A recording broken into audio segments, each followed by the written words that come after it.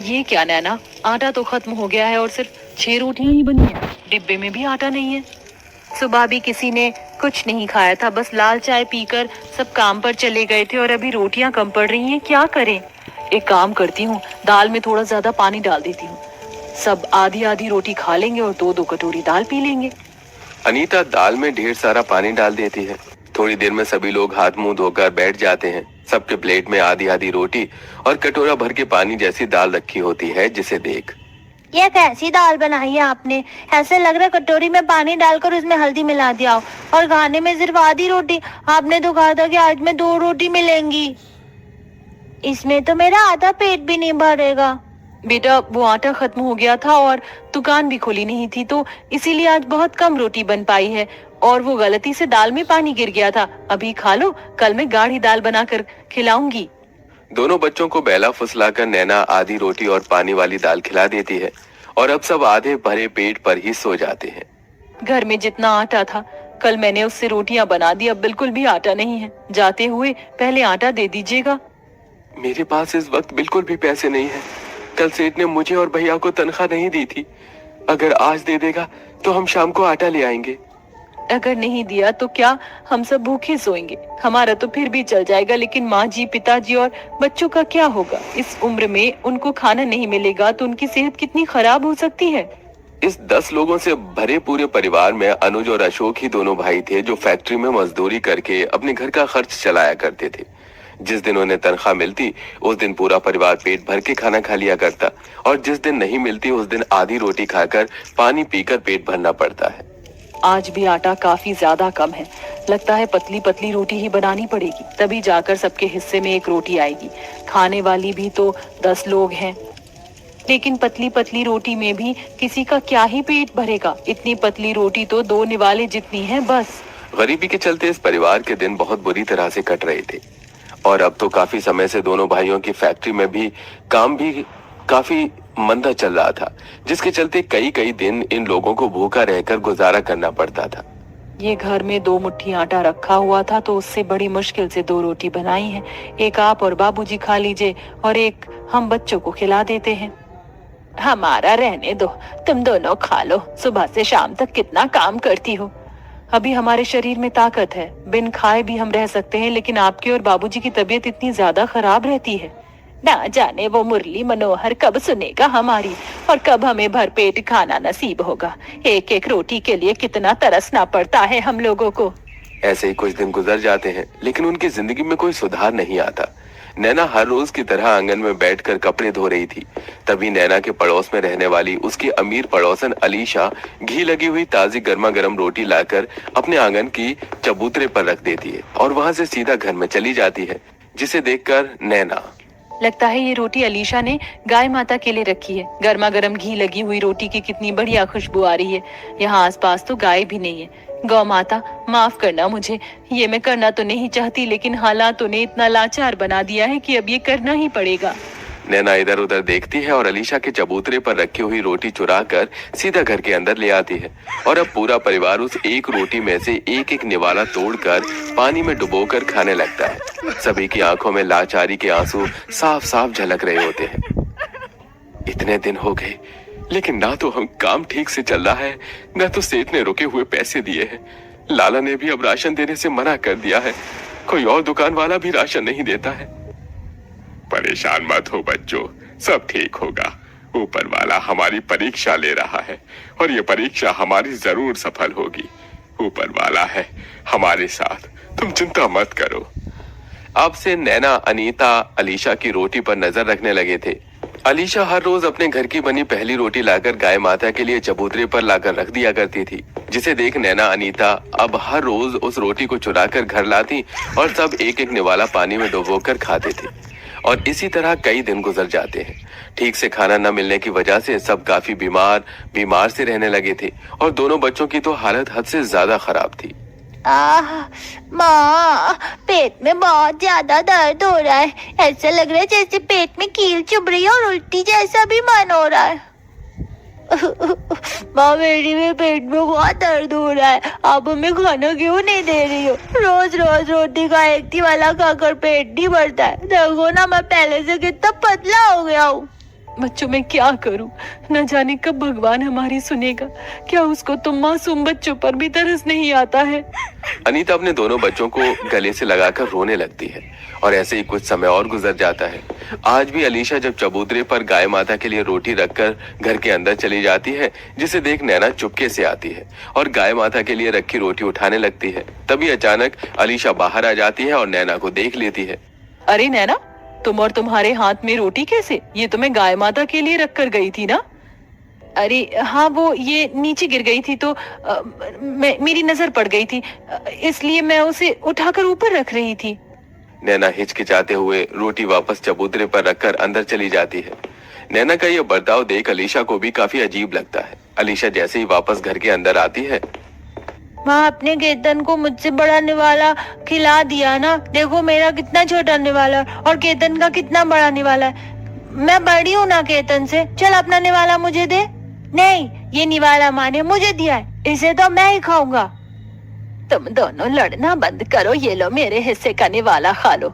माँ जी, फिर आप मेरे हिस्से का निवाला खा लीजिए, मैं पानी पी लूंगी और वैसे भी आज मुझे भूख नहीं लग रही है। आखिरकार कब तक हमें एक दूसरे के लिए कुर्बानियां देनी होंगी? एक एक निवाला तक हम एक दूसरे के लिए कुर्बान कर देते हैं। कितना समय हो गया है एक पूरी रोटी खाए हुए। खाने वाले 10 हैं और रोटी सिर्फ एक। ये कैसी नाइंसाफी है? ऐसी जिंदगी जीने से अच्छा है कि हमें मौत आ जाए। मैं भगवान से हर रोज सिर्फ मौत मांग रही हूँ। मैं आप लोगों को यूं इस तरह और नहीं देख सकती। संभालो अपने आप को, हम इस तरह हार नहीं मान सकते। सब ठीक होगा। मैंने भी कुछ जगह काम का पता किया है। अगर भगवान की कृपा रही, हमें काम मिल गया तो कम से कम 2 वक्त पेट भरकर रोटी तो खा ही पाएंगे।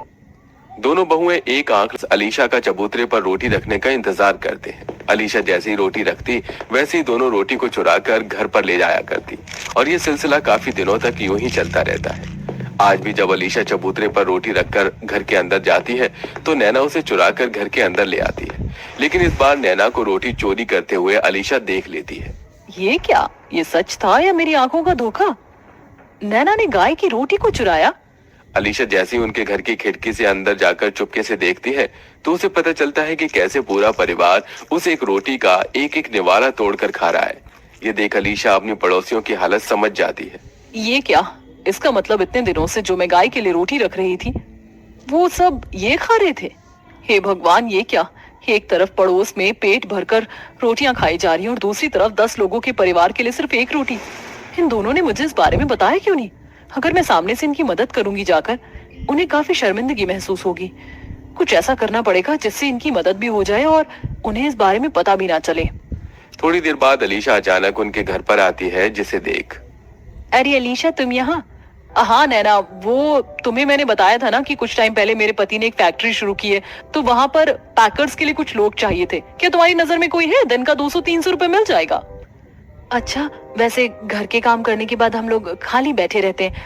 अगर तुम चाहो तो हम काम कर सकते हैं। हाँ हाँ, क्यों नहीं। पड़ोसी हो तो इससे तुम्हें और आसानी होगी। तो ठीक है, तुम हमें फैक्ट्री का पता दे दो, कल से हम लोग काम पर चले जाएंगे। अलीशा दोनों बहू को फैक्ट्री का पता दे देती है। अगले दिन होते ही दोनों बहुएं फैक्ट्री जाती हैं और वो सुबह से शाम तक दिन रात मेहनत करके ढेर सारे पैकेट को पैक करती हैं, जिससे उन्हें अच्छे खासे पैसे मिलते हैं। न जाने कितने समय के बाद इस परिवार में थैला भर के राशन घर आया होता है। दोनों बहुएं सबके हिस्से की 3-3 रोटी बनाती हैं और साथ में सूखी मसालेदार सब्जी, जिसे खाकर सब लोग आज काफी ज्यादा खुश थे। ऐसा लग रहा है कि ना जाने कितने सालों के बाद पेट में अन्न जा रहा है। आज तो मैं पेट भरकर खाना खाऊंगा। देख पिंकी, मेरे पास 3-3 रोटी है और कितनी सारी सब्जी भी है। तो ये देख, मेरे पास भी है। आज तो हम दोनों बिना लड़े आराम से खाना खाएंगे। भगवान करे अलीशा और उसका परिवार हमेशा खुश रहे। अनजाने में उसने हमारी कितनी बड़ी मदद करी है। भगवान करे वो हमेशा खुश रहे। पूरा परिवार पेट भरकर चेहरे पर मुस्कुराहट लेकर खाना खा रहा होता है। आज इन 10 लोगों के पास खाने के लिए एक नहीं बल्कि 3-3 रोटियां थी। वहीं अलीशा चुपके से खिड़की से ये सब देख रही होती है, जिसे देख अलीशा मन ही मन काफी खुश होती है और वहां से चली जाती है। और इसी तरह दोनों बहुएं मेहनत करके अपने पतियों के साथ अपना घर चलाती हैं। अरे बेटा, ये सब तू इतना कहाँ से लेकर आया है? तेरी तो इतनी कमाई भी नहीं है, फिर ये इतना महंगा इलेक्ट्रॉनिक चूल्हा और ये हीटर कहाँ से लाया बेटा तू? ये बल्ले बल्ले, हमारे घर में तो इलेक्ट्रॉनिक गैस आया और ठंड में हाथ सेकने के लिए हीटर भी आया है, बल्ले बल्ले। गोपाल बहुत ही गरीब परिवार से है और मिट्टी के घर होने के बावजूद उसके हाथ में इलेक्ट्रॉनिक चूल्हा और हीटर था। घर के हालात देखकर लगता नहीं था कि गोपाल कोई अच्छी जॉब भी करता होगा। कहीं गरीबी ने गोपाल के हाथों से कोई चोरी तो नहीं करवा दी। आइए जानने के लिए कि गोपाल इलेक्ट्रॉनिक चूल्हा और हीटर कहाँ से लेकर आया, कहानी में थोड़ा पीछे चलते हैं। माँ, मुझे बहुत तेज ठंड लग रही है, कुछ लकड़ियों से आग जला दो ना। बहू, मेरा पोता ठंड से कितना कांप रहा है, उसके लिए 2-3 लकड़ियां जला दे, हाथ सेक लेगा। माँ जी, मुझे खुद नहीं देखा जा रहा कि मेरा बेटा ऐसी ठंड में कांप रहा है, लेकिन क्या करूं, घर में सिर्फ 2-3 लकड़ियां ही थी जिन्हें जलाकर मैंने खाना बना दिया। ठीक है बहू, कोई बात नहीं, मैं अपने पोते को ले जाकर रजाई में ही लिटा देती हूँ, इससे उसको थोड़ी राहत मिलेगी।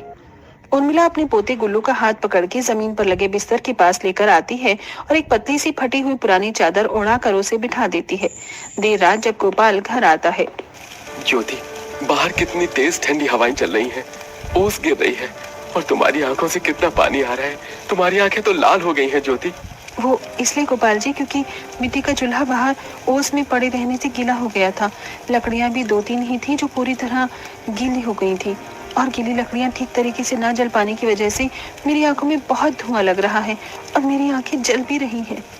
मुझे माफ कर दो ज्योति, मैं तुम्हारे लिए कुछ नहीं कर पा रहा हूँ। आज अगर मेरे पास अच्छे पैसे होते तो मैं इलेक्ट्रॉनिक चूल्हा जरूर खरीद देता। इसमें आपकी कोई गलती नहीं है गोपाल जी, ये तो समय का ही खेल है। जो अच्छा खासा नौकरी करने वाला इंसान आज जूते पॉलिश कर रहा है। ज्योति यहाँ पर उन दिनों की बात कर रही है जब गोपाल एक बहुत बड़ी कंपनी में इलेक्ट्रॉनिक सामान की रिपेयरिंग और सर्विस का काम करता था। लेकिन अचानक उस कंपनी के बंद हो जाने के कारण गोपाल की आर्थिक स्थिति बहुत ज्यादा खराब हो गई थी, जिस वजह से उसको ये दिन देखना पड़ रहा था। तुम चिंता मत करो ज्योति, अच्छा बुरा दिन सबका आता है। सारा परिवार खाना खाकर जमीन पर फटी पुरानी चादर को ओढ़ के सो रहा होता है। तभी ठंड में रात 2 बजे गुल्लू और चिंकी ठंड से कांप रहे होते हैं। भाभी, चिंकी और गुल्लू की तबीयत बहुत ज्यादा खराब हो रही है। इनका सर मैंने अभी छुआ है, इनका शरीर आग से तप रहा है, इन्हें तेज बुखार है। हमें इमरजेंसी में किसी अस्पताल में लेकर इन्हें जाना होगा। यही पास में एक सरकारी अस्पताल है, चलिए इन्हें वहीं लेकर चलते हैं। गोपाल अपने दोनों बच्चों को लेकर सरकारी अस्पताल में जाता है। देखिए गोपाल जी, बच्चों को बहुत तेज ठंड लग गई है। आप ऐसा करिए, बच्चों के लिए एक रूम हीटर खरीद लीजिए और बच्चों को ज्यादा से ज्यादा समय हीटर के पास ही रखिए। और आपको तो पता ही है कि हम सब मसूरी जैसी जगह पर रहते हैं। कुछ दिनों बाद यहाँ पर बर्फ भी पड़ने वाली है। बच्चों की तबीयत और ज्यादा खराब ना हो, आप उससे पहले एक हीटर ले लीजिए। बाकी मैंने कुछ दवाइयाँ दी हैं, इससे आराम मिल जाएगा। गोपाल अपने दोनों बच्चों को लेकर घर पर आता है। माँ, गुल्लू और चिंकी के लिए कुछ खाने को दे दीजिए, इन दोनों को दवाइयाँ भी देनी है। सुनिए जी, खाने के लिए तो कुछ भी नहीं है, खाना बनाने के लिए एक भी लकड़ियां नहीं थी। और जब बाहर माँ और दीपा लकड़ियां लेने के लिए गईं, तो उन्हें किसी ने भी लकड़ियां तोड़ने नहीं दी, क्योंकि आजकल लकड़ियां काटना गैर कानूनी है। इसलिए वो लोग खाली हाथ ही वापस आ गए। अगर आज मेरे घर में इलेक्ट्रॉनिक चूल्हा होता तो मुझे ये दिन नहीं देखना पड़ता। डॉक्टर ने भी साफ कहा है कि बच्चों को हीटर के पास ही रखना है, नहीं तो इनकी तबीयत और ज्यादा खराब हो जाएगी। आप चिंता मत करिए, रुकिए, मैं पड़ोस से किसी से खाना मांग कर लेकर आती हूँ। बच्चों को दवाई देना भी तो जरूरी है। ज्योति पड़ोस के बिमला के पास खाना मांगने आती है। बिमला दीदी, मेरे बच्चे की तबीयत बहुत ज्यादा खराब है, अगर तुम्हारे पास खाने का कुछ है तो थोड़ा सा दे दो। हाँ ज्योति, क्यों नहीं, मैं अभी देती हूँ। ये लो ज्योति। वैसे दीदी, आप ये क्या कर रही हो? इतने सारे कपड़ों को पन्नियों में क्यों पैक कर रही हो? ज्योति, ये कपड़े पैकिंग का माल है।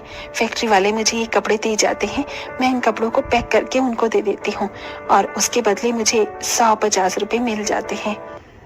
दीदी, क्या आप मेरे को भी ये माल दिला सकती हो? मेरे घर की स्थिति अभी बहुत ज्यादा खराब है, मुझे पैसों की बहुत जरूरत है। ज्योति की बातें सुनकर अब बिमला उसकी मदद करती है और उसको फैक्ट्री में ले जाकर कपड़ों का माल दिलवा देती है। ज्योति भी अपने सर पर बहुत सारे कपड़े रखकर घर पर ले आती है। भाभी, ये क्या है? ये कैसे कपड़े आपने सर पे रखे हुए हैं? ज्योति दीपा को सारी बातें बताती है।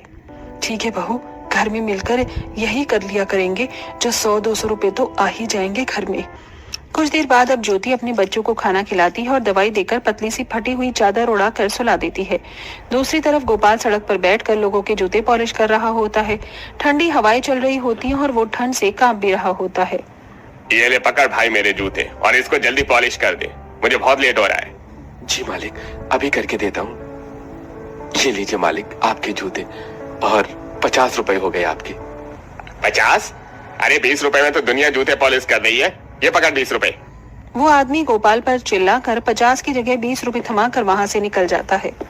अमीरों की एक बात समझ नहीं आती, लाखों रुपए इधर उधर खर्च कर देते हैं, पर कोई गरीब अपने हक का पैसा मांग ले तो उसको धुतकार के वहां से चले जाते हैं। कुछ देर बाद कबाड़ी वाले, रद्दी वाले। गोपाल की नजर कबाड़ी वाले की रेहड़ी के ऊपर जाती है, जहां वो देखता है कि उसकी रेहड़ी पर इलेक्ट्रॉनिक चूल्हा और कुछ हीटर रखे हुए हैं, जिसे देखकर गोपाल कहता है, भाई साहब, ये इलेक्ट्रॉनिक चूल्हा और ये हीटर आप मुझे कितने रुपए का बेचेंगे? अरे भाई साहब, मेरे लिए तो ये कबाड़ है। ये इलेक्ट्रॉनिक सामान पूरी तरीके से खराब है, लेकिन अगर आपको चाहिए तो मैं आपको 100-200 रुपए में बेच दूंगा। गोपाल अपनी जेब में से 100, 50, 1, 2, 5 के सिक्के इकट्ठा करके पूरे 200 रुपए इकट्ठा करता है और कबाड़ी वाले के हाथ में देकर उससे इलेक्ट्रॉनिक चूल्हा और हीटर खरीद लेता है और उसको लेकर घर पर आता है। बेटा, तेरे हाथ में ये इलेक्ट्रॉनिक चूल्हा और ये हीटर, मैंने तो सुना है ये बहुत महंगा होता है। बेटा, तू ये कहाँ से लेकर आया है?